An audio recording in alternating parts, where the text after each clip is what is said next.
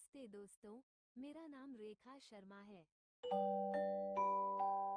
नमस्ते जी, मैं हूँ फूलमती और आज मैं आपको अपनी कहानी सुनाने आई हूँ। अरे बाप रे, सुनकर आप हंसते हंसते पेट पकड़ लोगे, लेकिन उस दिन मैं तो रो ही पड़ी थी। तो चलिए सुनाती हूँ कैसे हुआ वो सारा झमेला। मेरा नाम फूलमती यादव है।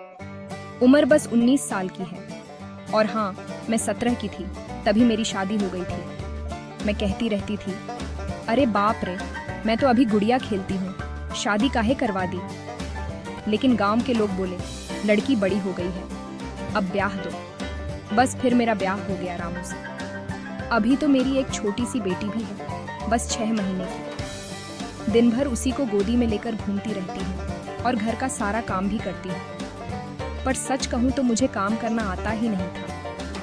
सब काम गड़बड़ कर देती हूँ, इसलिए लोग कहते हैं मैं थोड़ी भोली और सीधी सादी हूँ। मेरे रामू जी गांव के ही बाजार में किराने की दुकान चलाते हैं। सुबह सुबह दुकान चले जाते हैं और रात को ही लौटते हैं। कहते रहते हैं, फूलमती, घर के काम ढंग से किया कर, मोहल्ले में बदनामी मत करवा देना। पर क्या करूं जी, दिमाग में जो आता है वही कर देती हूँ। काम सीधा करना आता ही नहीं।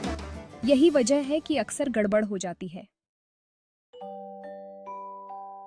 हमारे घर में एक गाय है, बड़ी सी सफेद रंग की। उसी से रोज दूध निकलता है। सुबह सुबह एक दूध वाला छगन आता है।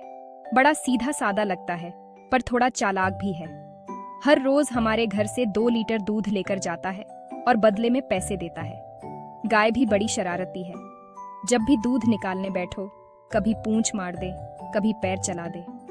और उसका बछड़ा तो और भी नटखट है। जरा सी देर गाय को खुला छोड़ दो तो पूरा दूध पी जाता है। सुबह मैं उठती हूँ, पहले बच्ची को दूध पिलाती हूँ, फिर गाय को चारा देती हूँ। उसके बाद कभी झाड़ू पोंछा कर देती हूँ, कभी भूल जाती हूँ। कभी चूल्हे पर दूध रखकर भूल जाती हूँ और उबलकर बह जाता है। इसीलिए मोहल्ले की औरतें हंसती हैं। अरे फूलमती, तेरे हाथ पैर में काम तो है, पर दिमाग में नहीं। एक दिन सुबह सुबह बछड़े ने पूरा दूध पी लिया। मैं घबरा गई। अरे बाप रे, अब दूध वाले को क्या दूंगी। तभी दरवाजे पर छगन दूध वाला आ धमका। अरे फूलमती, जल्दी कर, दूध दे, बाजार जाना है। मैंने झिझकते हुए कहा, आज तो गाय ने कम दूध दिया, बस आधा लीटर ही बचा है। छगन बोला, अरे मुझे तो पूरा 2 लीटर चाहिए, वरना कल से तुम्हारा दूध नहीं लूंगा। मैं परेशान हो गई। बच्ची भी रो रही थी। मुझे समझ नहीं आया क्या करूं। तभी दिमाग में एक अजीब सा ख्याल आया, अरे बच्ची के लिए जो थोड़ा दूध रखा था वही डाल देती हूँ, छगन को क्या पता चलेगा। बस फिर क्या था, मैंने झट से बच्चे के लिए रखा, दूध भी उस बर्तन में मिला दिया। छगन रोज दूध छककर देखता था कि कहीं पानी तो नहीं मिला। पर आज छगन बोला, अरे आज दूध कुछ मीठा मीठा सा लग रहा है। मैंने झेंपते हुए कहा, हाँ, गाय ने नया चारा खाया है ना, इसलिए मीठा है। छगन तो बगैर कुछ बोले चला गया। लेकिन मुझे डर लग रहा था कि कहीं बात खुल न जाए। शाम को जब रामू जी लौटे तो बोले, अरे फूलमती, आज छगन कह रहा था कि तुम्हारे घर का दूध तो सबसे बढ़िया है, वो तो कल से और ज्यादा दूध लेना चाहता है। मैं अंदर ही अंदर हंस पड़ी, पर डर भी लगने लगा। अरे बाप रे, अब ये रोज रोज की बात हो गई तो क्या होगा। और यहीं से मेरी असली मुसीबत शुरू हो गई। अरे बाप रे, उस दिन जो मैंने किया था उसका खामियाजा अगले दिन भुगतना पड़ा। सुनो तो सही, आगे क्या हुआ। अगले दिन सुबह सुबह ही छगन दरवाजे पर आ धमका। उसका चेहरा देखते ही मेरा दिल धक धक करने लगा। छगन बोला, अरे फूलमती, जल्दी कर, आज मुझे 3 लीटर दूध चाहिए। कल का दूध तो लोगों ने बड़े शौक से पिया। सब पूछ रहे थे, ऐसा मीठा दूध कहाँ से लाते हो। मैं तो सुनते ही घबरा गई। सोचा, अरे बाप रे, अब तो रोज रोज की मुसीबत हो जाएगी।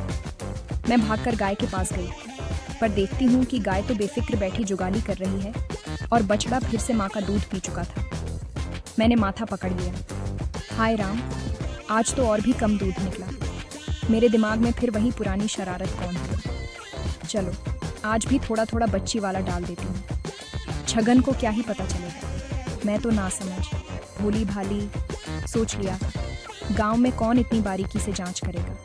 मैंने फिर से वैसा ही कर दिया और छगन को दे दिया। छगन खुश होकर बोला, वाह फूलमती, तुम्हारे घर का दूध तो अमृत जैसा है। लगता है तुम्हारी गाय कोई जादुई घास खाती है। लेकिन असली मजा तो तब आया जब छगन ये दूध लेकर बाजार पहुंचा। वहां उसकी दुकान पर रोज की तरह भीड़ लगी थी।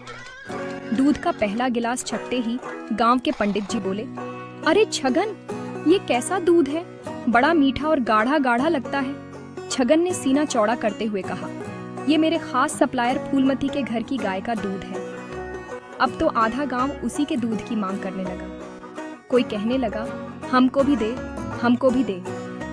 बेचारा छगन हक्का बक्का रह गया। शाम को रामू जी घर लौटे और बोले, अरे फूलमती, छगन कह रहा था कि तुम्हारे घर का दूध सबसे बेहतरीन है। वो चाहता है कि अब हम हर दिन 4 लीटर दें। और सुनो, उसने तो दूसरों को भी कह दिया कि हमारी गाय का दूध खास है। अब तुम रोज गाय से ज्यादा दूध निकलना। मैंने शर्माते हुए कहा, हाँ जी, देखेंगे।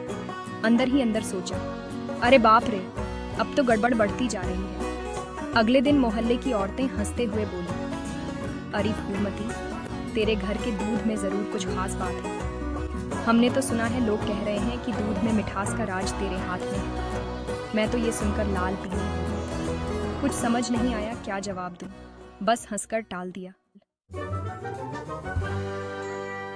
एक दिन गलती से छगन अंदर आया और देखा कि मैंने बछड़े को गाय के पास ही खुला छोड़ दिया था और गाय भी बछड़े को दूध पिलाने लगी थी। छगन ने देखा तो बोला, अरे फूलमती, ये तो रोज आधा दूध पी जाता होगा, फिर भी इतना गाढ़ा कैसे मिलता है। मैंने भोलेपन से कह दिया, हाँ रे छगन, जो बचता है वही दे देती हूँ, बच्चा भी तो मेरा ही है ना। छगन पहले तो समझ नहीं पाया, फिर उसके चेहरे का रंग उड़ गया। बोला, अरे फूलमती, ये तो तूने बड़ा गजब कर दिया। और वो हंसते हंसते गिर पड़ा। अब मेरी हालत देखने लायक थी। शर्म से गाल लाल हो गए और मैंने घूंघट खींच लिया। अगले दिन पूरा गांव हंस हंस कर कह रहा था, अरे छगन, अब तो हम रोज फूलमती के घर का ही दूध लेंगे। बच्चे, बूढ़े, औरतें सब चटकारे ले लेकर हंसी मजाक कर रहे थे। कोई कह रहा था, गाय तो नाम की है, मिठास तो फूलमती के हाथ की है। बेचारा रामू जी भी कुछ नहीं बोल पाए, बस मुझे देख देख कर मुस्कुराते रहे और बोले, तुम्हारा भोला दिमाग भी ना पूरे गांव का तमाशा बना दिया। अरे बाप रे, उस दिन के बाद मैंने कसम खा ली कि अब कभी ऐसे काम नहीं करूंगी, वरना पूरा गांव हमारे दूध का मजा लेता रहेगा। और ये किस्सा आज भी हमारे गांव में हंसी ठिठोली के लिए सुनाया जाता है। अब भी गांव में मशहूर है फूलमती का दूध। तो दोस्तों, ये थी दूध वाली और दूध वाले की मजेदार कहानी। कैसी लगी? हंसी आई ना? ऐसे ही देसी गांव की मजेदार कहानियों के लिए चैनल को लाइक और सब्सक्राइब करना मत भूलना।